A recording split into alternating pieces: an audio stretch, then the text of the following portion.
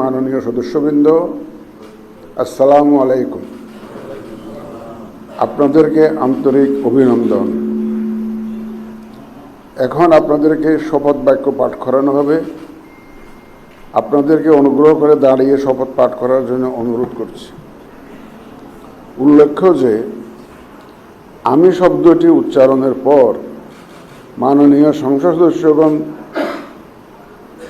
Dot চিহ্নিত স্থানে নিজের নাম পাঠ করবেন।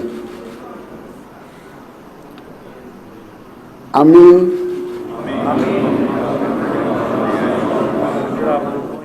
সংসদ সদস্য নির্বাচিত হইয়া সশ্রদ্ধ চিত্তে শপথ বা দৃঢ়ভাবে ঘোষণা করিতেছি যে আমি যে কর্তব্যভার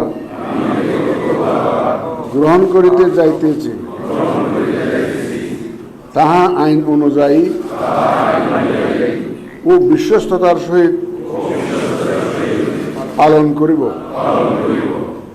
আমি বাংলাদেশের প্রতি অকৃত্রিম বিশ্বাস